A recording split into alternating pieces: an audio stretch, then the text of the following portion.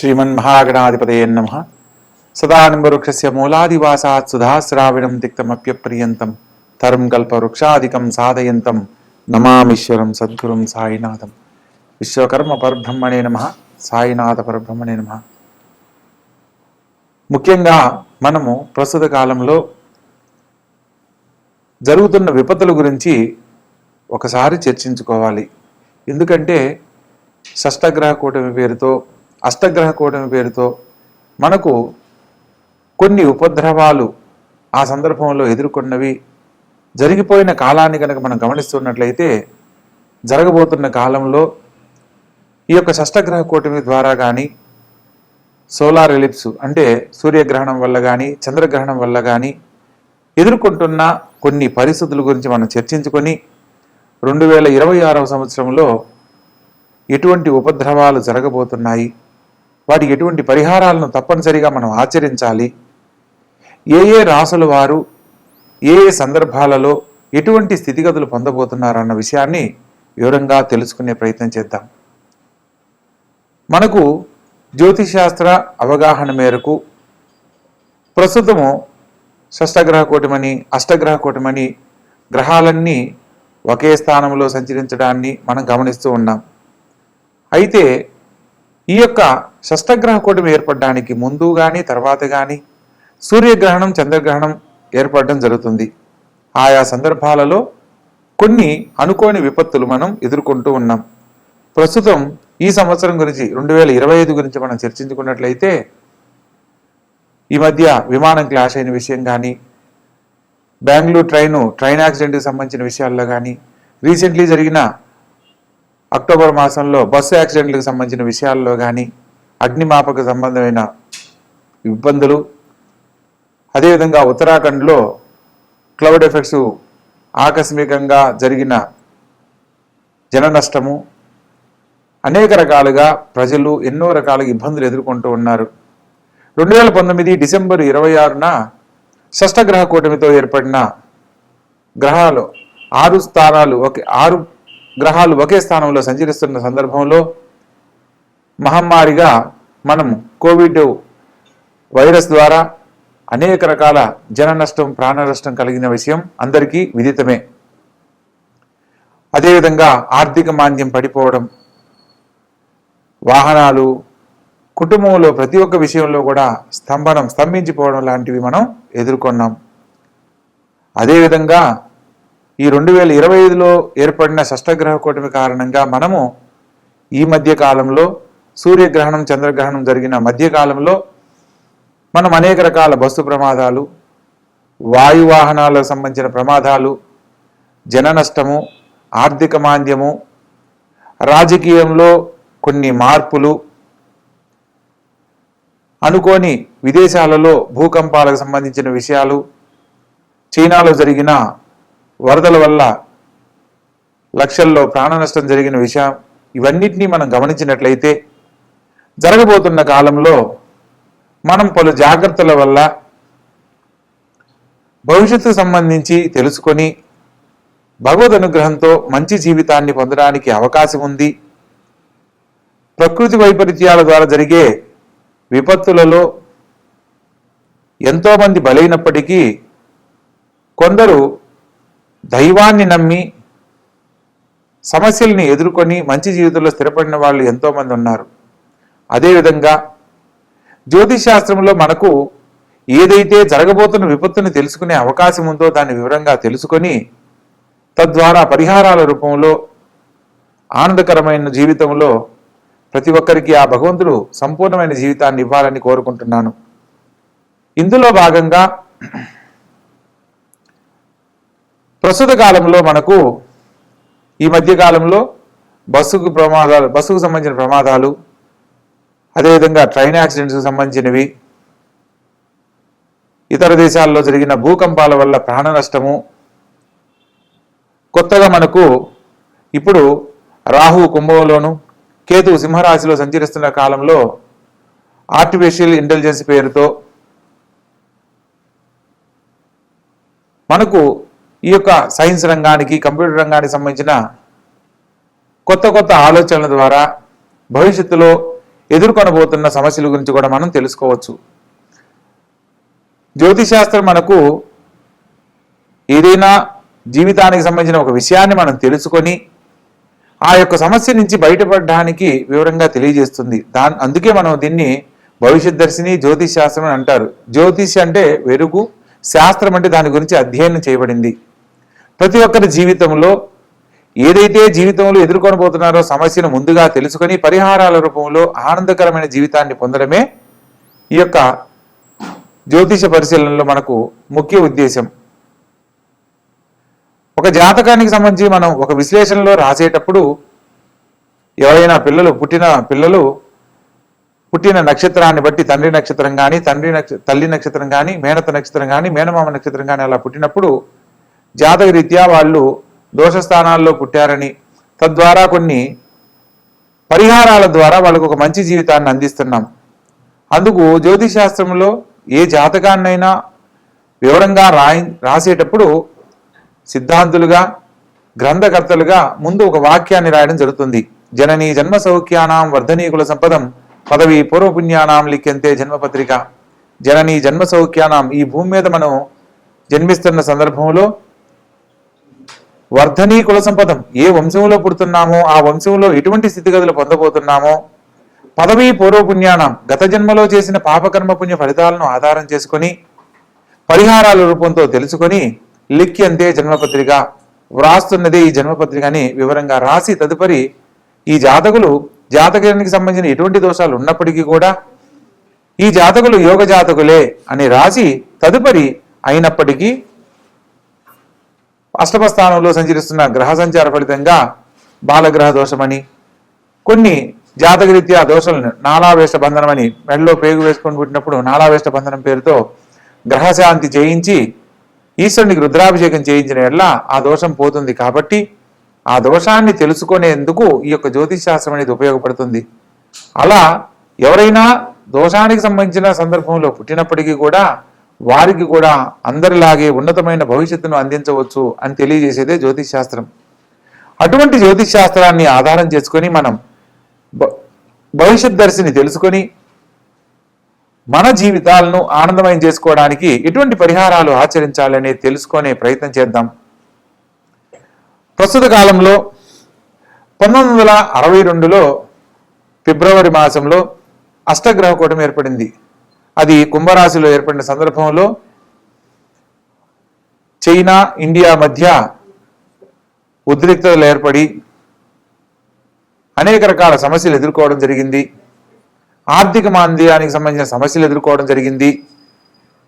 కొన్ని ప్రాంతాలలో భూకంపాల వల్ల జన నష్టము, ఆర్థిక నష్టము కలగడాన్ని మనం గమనించవచ్చు. అదేవిధంగా 1982 మార్చి నెలలో కూడా ఇలాగే షష్టగ్రహ కూటమి ఏర్పడడం జరిగింది. ఆ సందర్భంలో ఆర్థికపరమైన సమస్యలతో ఎంతో మంది ఇబ్బందులు పడడం, రాజకీయ నాయకుల యొక్క మాట వైఖరిలో మార్పుల వల్ల కొన్ని రాజకీయ రంగానికి సంబంధించిన మార్పుల వల్ల ప్రజలు ఎన్నో రకాల ఇబ్బందులు ఎదుర్కోవడం కూడా జరిగింది. అదేవిధంగా 2020 అంటే 2019 డిసెంబర్ 26 తర్వాత ఏర్పడిన షష్టగ్రహ కూటమి ద్వారా కోవిడ్ పేరుతో లాక్డౌన్ పేరుతో ఎంతో జన నష్టం జరగడము, ఆ సందర్భంలో లాక్డౌన్ని విధించడము, ప్రతి ఒక్కరి జీవితాలు సంక్షోభానికి గురవడం మనం గమనించాము. అదేవిధంగా 2026లో మార్చి నెలలో శని భగవంతుడు రాహుగ్రహానికి సంబంధించిన సంచారాల ఫలితంగా అనేక రకాల సమస్యలు ఎదుర్కొనబోతున్నాము. ప్రత్యేకంగా సూర్యగ్రహణము చంద్రగ్రహణానికి మధ్యలో అనగా మార్చి నుంచి సెప్టెంబర్ మధ్యలో అనేక రకాల విపత్తులు ఎదురుగానున్నాయి. మార్చి 20 నుంచి ఏప్రిల్ 15 మధ్యలో కొన్ని ఉపద్రవాలు, అగ్ని ప్రమాదాలు, ఆకస్మికంగా జరిగే ప్రమాదాలు జరగడానికి అవకాశం ఉంది. అదేవిధంగా జూలై 10 నుంచి సెప్టెంబర్ 5 వరకు మరికొంత జన నష్టము, ప్రాణ నష్టము, ఎయిర్లైన్స్కి సంబంధించిన విషయాలలో కొన్ని క్లాషెస్ జరగడము, కొన్ని సమస్యలు ఎదుర్కోవడం జరుగుతుంది. ప్రత్యేకంగా సెప్టెంబర్లో ఏర్పడబోయే గ్రహణాల వల్ల కూడా ఎంతో భారీగా ప్రజా నష్టం కానీ, ధన నష్టం కానీ, భూకంపాల ద్వారా ఆర్థిక నష్టం కానీ విశేషంగా జరగడానికి అవకాశం ఉందని మనం గమనించాలి. ప్రత్యేకంగా మనం మాసాన్ని బట్టి ఏర్పడిన పరిస్థితులను బట్టి మనం ఒక్కొక్కరిగా తెలుసుకుందాం. ఈ గ్రహ సంచార ఫలితంగా మార్చి 29న సోలార్ ఎలిప్స్ సూర్యగ్రహణం ఏర్పడుతుంది. ఆ సందర్భంలో భావోద్వేగ సమస్యలు ఏర్పడతాయి. అనవసరమైన కోపతాపాల వల్ల, కులమతాల మధ్య గొడవలు ఉద్రిక్తత చెంది అనేక రకాల జన నష్టం కలగడానికి అవకాశం ఉంటుంది. రాజకీయ నాయకులు తీసుకునే నిర్ణయాలలో జరిగే పొరపాట్ల వల్ల ఆర్థిక మాంద్యానికి సంబంధించిన సమస్యలు ఎదుర్కొంటారు. అనుకోని రోడ్డు ప్రమాదాలు ఇంకా ఎక్కువ అవ్వడానికి, అంటే ఈ 2025 కంటే కూడా 2026లో ఎక్కువగా జరగడానికి అవకాశం ఉంది. అదేవిధంగా ఫైర్ యాక్సిడెంట్స్కు సంబంధించినవి కూడా 2026లో మార్చి 29 తర్వాత జరగడానికి ఎక్కువ అవకాశాలు ఉన్నాయని మనం తెలుసుకోవచ్చు. ప్రత్యేకంగా ఆరోగ్యపరమైన సమస్యలకు సంబంధించి కొన్ని, అంటే మనకు కోవిడ్ టైంలో ఏర్పడిన వైరస్ కంటే భారీగా కాకుండా సూక్ష్మ రూపంలో కొన్ని కారణాల వల్ల ఆరోగ్య సమస్యలు కూడా ప్రతి ఒక్కరూ ఎదుర్కొనే అవకాశం ఉంటుంది. ప్రత్యేకంగా మార్చి నుంచి జూలై వరకు శని భగవంతుడు, రాహుగ్రహాల సంచార ఫలితంగా భూకంపాలు, కొన్ని చోట్ల వరదల వల్ల జన నష్టము, ఆర్థిక నష్టము, అదేవిధంగా ఆకాశంలో జరిగే మార్పుల వల్ల క్లౌడ్ సర్వర్ ఫెయిల్యూర్ అవ్వడం వల్ల మనకు సైబర్ అటాక్స్ ఎక్కువగా జరుగుతాయి. ఇప్పుడు జరుగుతున్న ఏఐ మాల్ ఫంక్షన్స్ కి, అంటే ఆర్టిఫిషియల్ ఇంటెలిజెన్స్ అనేది కొత్తగా మనకు ఏర్పడిన విధానంలో అనేక రకాల సమస్యలు ప్రజలు ఎదుర్కొనబోతున్నారన్న విషయాన్ని ముందుగా తెలుసుకోవచ్చు. శని భగవంతుడు కర్మకు సంబంధించిన అధిష్టాన దేవుడు, రాహు క్రియేటివిటీకి, ఇల్యూజన్కి అధిష్టాన దేవుడు. వీళ్ళిద్దరూ కలిసినప్పుడు అనేక రకాల సమస్యలు ఎదుర్కొనే పరిస్థితులు ఖచ్చితంగా ఎదురవుతాయి. జూలై సెప్టెంబర్ మాసంలో 2026 సంవత్సరంలో కుజరాహుల యొక్క సంగమం జరుగుతుంది. ఆ సందర్భంలో రోడ్డు ప్రమాదాలు, కుజుడు అగ్నితత్వం కాబట్టి అగ్నికి సంబంధించిన ప్రమాదాలు, అదేవిధంగా కెమికల్ బ్లాస్ట్ లాంటివి జరగడానికి అవకాశం ఉంటుంది. అదేవిధంగా రైలు మార్గాలలో ప్రయాణం చేస్తున్న వారు కూడా కొన్ని రకాల సమస్యలు, యాక్సిడెంట్లు మనం భవిష్యత్తులో చూడడానికి అవకాశం ఉంది. అదేవిధంగా ఈ యొక్క కుజుడు ఎప్పుడైతే రాహుతో కలుస్తాడో రక్షణ శాఖకు సంబంధించిన అంశాలలో, భారతదేశ రక్షణ శాఖకు సంబంధించిన రక్షణ దళాలకు వాటికి సంబంధించిన విషయాలలో విపత్తులు, ఇతర దేశాల మధ్య కొన్ని కలహాలు, తద్వారా కొన్ని అణుబాంబులకు సంబంధించిన ప్రయోగాలు జరగడానికి అవకాశం ఉంటుంది. అదేవిధంగా ఆగస్టు అక్టోబర్ మధ్యలో వాతావరణంలో మార్పుల వల్ల పలు ప్రాంతాలలో వరదల రూపంలో జన నష్టము, అదేవిధంగా తుఫాను వల్ల కూడా కొంత జన నష్టము,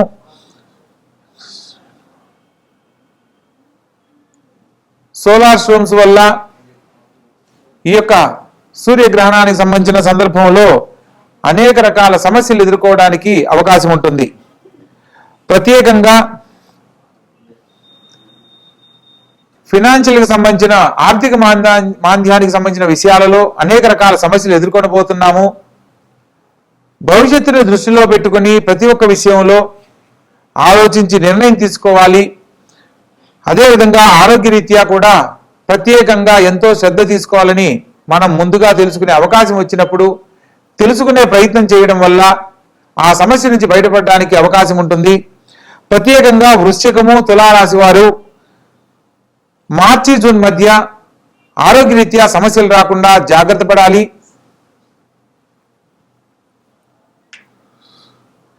ప్రత్యేకంగా ఉద్యోగపరంగా కర్కాటక రాశి, మకర రాశుల వాళ్ళు ఏప్రిల్, సెప్టెంబర్ మాసాలలో అనేక రకాల సమస్యలు, జాబ్ స్విచ్చింగ్ సంబంధించిన విషయాలలో సమస్యలు ఎదుర్కొనేందుకు అవకాశం ఉంటుంది. ఈ రాశుల వాళ్ళు ప్రత్యేకంగా గమనించి భవిష్యత్తును దృష్టిలో పెట్టుకుని వారి వారి జాతక ఫలితాలను ఆధారం చేసుకునే పరిహారాల ద్వారా ఉన్నతమైన జీవితాన్ని, ఇబ్బందికరమైన సమయంలో సమస్యలు లేని జీవితాన్ని పొందడానికి అవకాశం ఉంటుంది.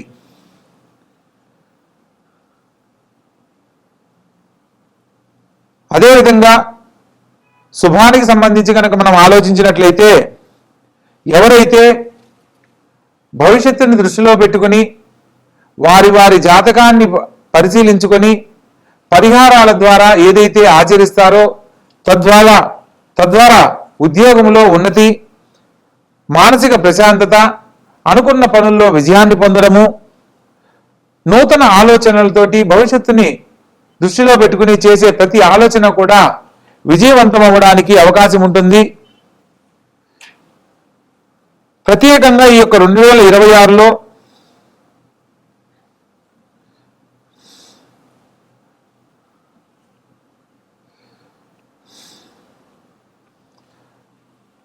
కొన్ని భారతదేశానికే కాకుండా ఇతర దేశాలలో కూడా భూకంపాలకు సంబంధించిన ఇబ్బందులు ఎదుర్కొంటారు.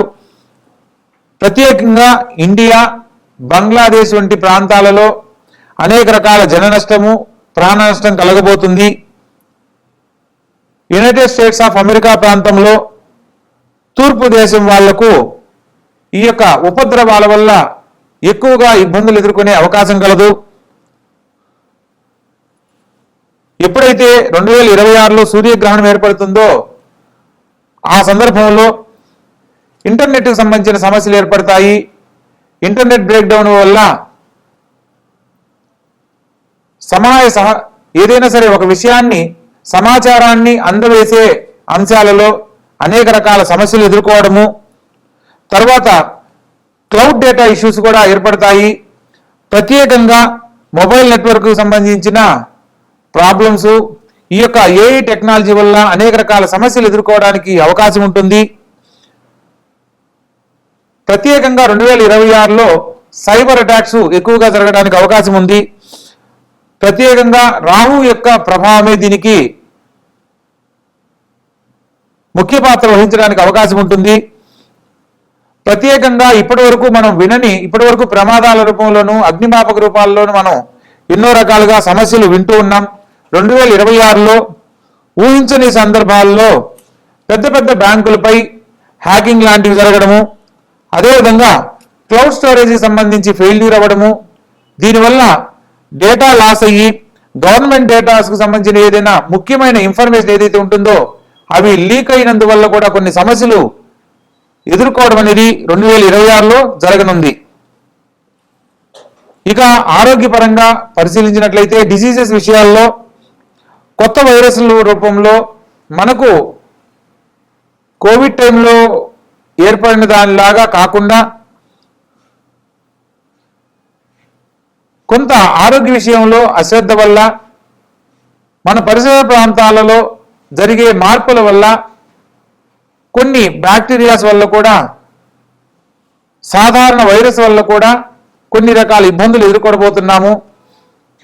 ప్రస్తుతానికి మనం చర్చించుకున్నట్లయితే రీసెంట్లీ శబరిమలలో కూడా ఈ యొక్క పంపా నదిలో ఒక బ్యాక్టీరియా ఏదో వ్యాప్తి చెందడం వల్ల అనేక రకాల సమస్యలు, ఊపిరితిత్తుల సమస్యలు ఏర్పడే అవకాశం ఉందనేది మనం ప్రస్తుతం వింటున్న విషయం విదితమే.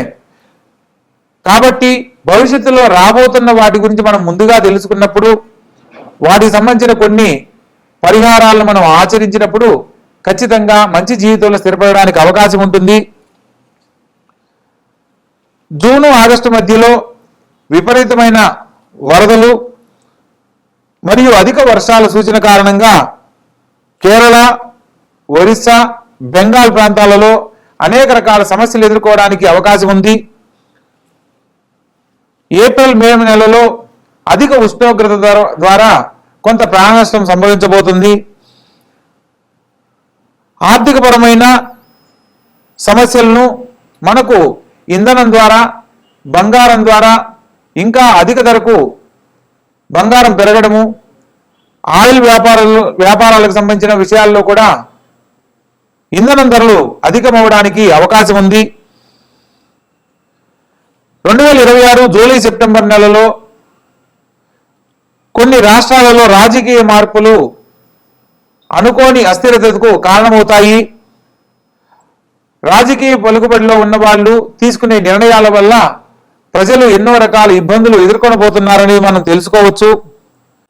ప్రత్యేకంగా మే నెల, జూన్ మధ్యలో ప్రయాణాలు చేసేవాళ్ళు తగు జాగ్రత్తలు తీసుకోవాలి.